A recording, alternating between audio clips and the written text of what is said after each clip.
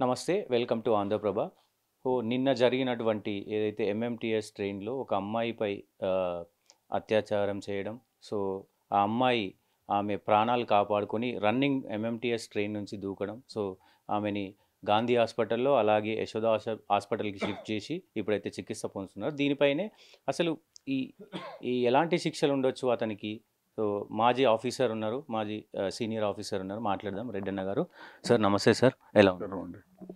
ఇప్పుడు ముఖ్యంగా ఈ ఎంఎంటీఎస్ ట్రైన్లలో ప్రతి ఒక్కళ్ళు ధైర్యంగా ప్రయాణం చేయాలనేటువంటి వ్యవహారంతో పోతూ ఉంటారు. ఎందుకంటే మన ట్రైనే కదా, జనాలు ఉంటారు, మాకేమి కాదులే అని. ఇంకో విషయం ఏమంటే ఈ ఎంఎంటీఎస్ ట్రైన్లోనే సర్వీస్ చేస్తుందని వింటున్న అమ్మాయి గురించి. అట్లాంటి అమ్మాయి రెగ్యులర్గా సర్వీస్ చేసే గర్ల్స్ అంటే రెగ్యులర్గా ట్రైన్ సర్వీసెస్లో ఉండాలి, రెగ్యులర్గా వస్తూ ఉంటారు, పోతూ ఉంటారు. మాకేం భయం లేదు, ఒంటరిగా ఉన్నా అనేటువంటి వ్యవహారంలో ఉంటారు. మరి అటువంటిది మరి ఎన్ని గంటలకు రాత్రి అయినా ఎన్ని గంటలకు జరిగిందో అది తెలియదు నాకు. బహుశా రాత్రి 11, 12 గంటల వరకు కూడా ఈ ఎంఎంటీఎస్ ట్రైన్లు నడుస్తూ ఉంటాయి. బాంబేలో అయితే ఇంకా ఆల్మోస్ట్ 1 గంట వరకు, మళ్ళీ ఉదయం 3 గంటల నుంచి అయితే ట్రైన్స్ అన్నీ నడుస్తూ ఉంటాయి. దరిద్రమైన వ్యవహారం ఏమంటే ఒక ఎంఎంటీఎస్ ట్రైన్ రన్నింగ్లో ఉండే ట్రైన్లో ఒక స్త్రీని ఒంటరిగా చూసి ఆ అమ్మాయిని బలాత్కరించబోవటం, ఆ అమ్మాయి తప్పించుకొని ట్రైన్లో నుంచి దూకేయడం జరిగింది. నిజంగానే చాలా సీరియస్ వ్యవహారం ఇది. ఎందుకంటే ట్రైన్లో ఇప్పుడు ఉద్యోగం చేసే అమ్మాయిలు ఉంటారు, టాక్సీ క్యాబ్ ఒకసారి రాకపోతుంది. ఎంఎంటీఎస్ అయితే సేఫు. ఎందుకంటే ఎక్కడ మధ్యలో టాక్సీ వాళ్ళలాగా ఈ దారిని ఇంకో దారికి తీసుకెళ్ళరు.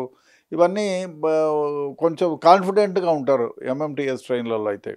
ఎందుకంటే ఆ దారి తప్పి తీసుకెళ్ళి ఇప్పుడు టాక్సీల వాళ్ళు చాలామంది రాత్రిపూట వేరే దారికి తీసుకెళ్ళడం, అక్కడ ఆ అమ్మాయిని ఇంకో వీళ్ళ ఫ్రెండ్స్కి మెసేజ్లు ఇవ్వటం, వాళ్ళని అఘాయిత్యం చేయడం, ఇలా చాలా జరిగాయి. ఎంఎంటీఎస్ ట్రైన్ సేఫ్టీ అనుకుంటారు ఎవరైనా, ప్రతి మహిళ కానీ మగవాడు కానీ.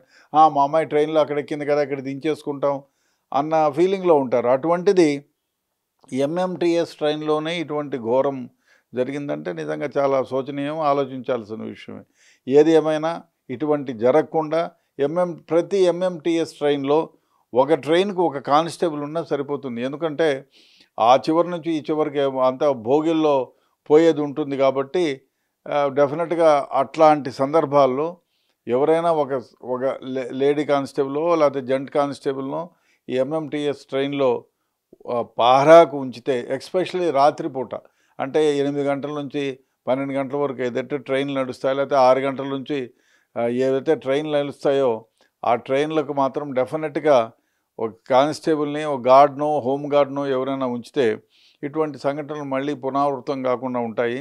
డెఫినెట్గా ఈ సూచనల్ని రైల్ అథారిటీస్ ఎవరైతే ఎంఎంటీఎస్ నడుపుతారో వాళ్ళు గవర్నమెంట్కి రిక్విజేషన్ ఇచ్చి ఒక సెక్యూరిటీ గార్డ్ని ప్రతి ట్రైన్కి నైట్ పూట, డే టైం వద్దులేండి, ఒక చేస్తే బాగుంటుంది అనేటువంటి నా సూచన. ఏది ఏమైనా అతని గురించి తెలుసుకుంటే అతను ఒక రౌడీ షీటర్ నుంచి చాలా కేసులు ఉన్నాయని తెలుస్తుంది.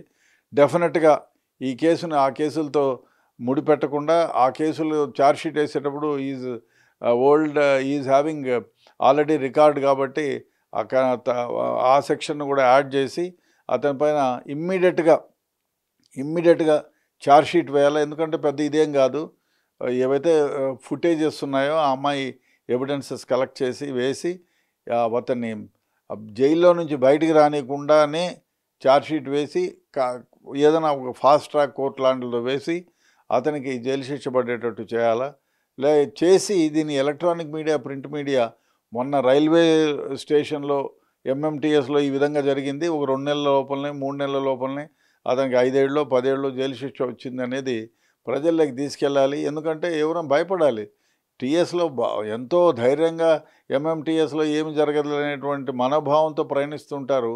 అటువంటి వాళ్ళకి సేఫ్టీ ఉండాలంటే ఇటువంటి డెఫినెట్గా ఫలానా వాళ్ళకి జైలు శిక్ష వచ్చిందని తెలిస్తే వాళ్ళు ఎవరైనా వెధవ బుద్ధి పెట్టుకున్నా ఇటువంటి వద్దురా బాబు, మొన్ననే వాడికి జైలు శిక్ష వచ్చింది, ఎందుకు వచ్చిన గోలా అనుకునే పరిస్థితి ఏర్పడుతుంది. లేకపోతే ట్రైన్లో ఒంటరిగా పయనించే మహిళలకు కొంచెం సేఫ్టీ తక్కువ ఉంటుంది అనేటువంటి భావన ఏర్పడుతుంది. సో ఇప్పుడు ఎలా చూడొచ్చండి సార్? సార్ ఆ మహిళల పట్ల అగత్యాలు చాలా జరుగుతా ఉన్నాయి.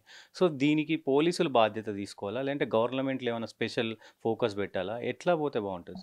ఇప్పుడు ఒకటి ముఖ్యంగా ఒంటరిగా ఉన్నాను అనే ఫీలింగ్ ఒకటే ఉంది. ఎవరు ఎక్కలేదు, దిగేసారంటే అమ్మాయి ఎవడన్నా ఇట్లాంటి వెధవ ఉన్నా అంటే ఆ రైల్వే స్టేషన్‌లో దిగేసి నెక్స్ట్ కంపార్ట్మెంట్‌లో ఎవరైతే ఎక్కువ మంది ఉన్నారో ఆ కంపార్ట్మెంట్‌లో పోయుండాలి. అది one of the prime this thing.